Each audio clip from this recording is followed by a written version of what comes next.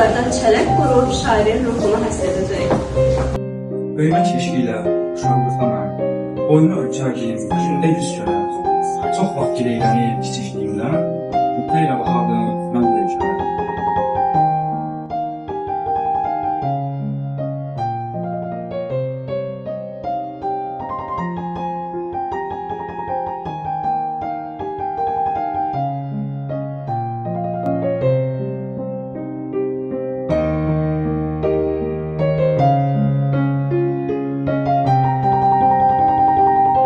Bugün mən səni salam vermək istədim.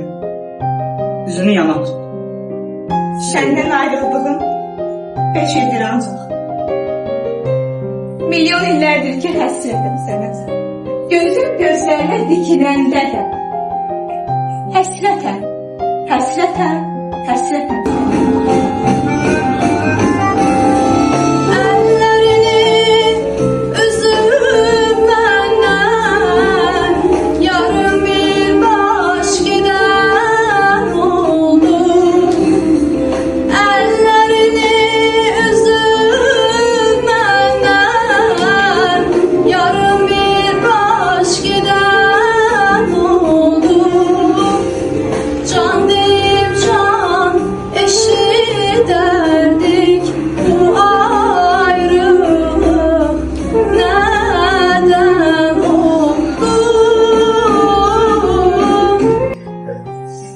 Sevdinsə 5 il, 15 il nədir?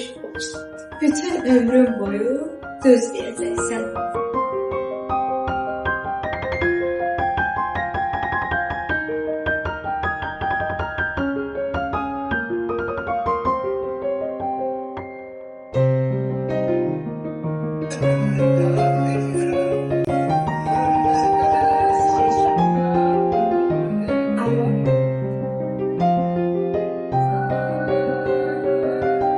Gəmiyədə yaxınsan.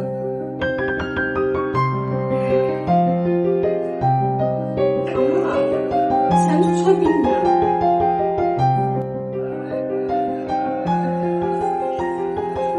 Bunu demək asandır.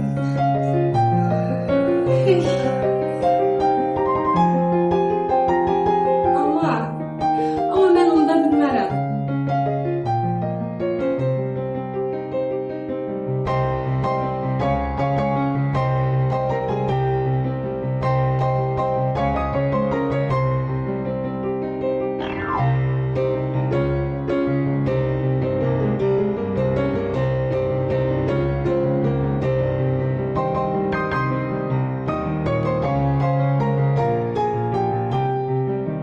Sensiz bu dünyanın en bədbəxtiyəm.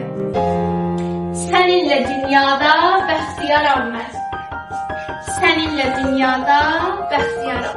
Həyatın şirinliyindən danışan, zamanın sürətli keçməsindən gileylənən, qarıxan, sakit axan gecələrə qulaq asan, uçan qaçan kəpənəklərdən danışan, könlünü xaraba qoyandan. Yaman gündə də, yaxşı gündə də yara yetişmək istəyəndən, bir salam dəyməyən eşqə yaz saxlayandan, özündən narazı qalan, əllərini dünyadan tez üzəndən, ehtiyat sözündən ehtiyatlanan, ümidə heykəl qoyun deyən, ömrün payızından danışan, millət sevgisi, bayraq sevgisi aşılayan, şəhidini qürurla anan bir şairin düşüncələrinin qonağı oldu.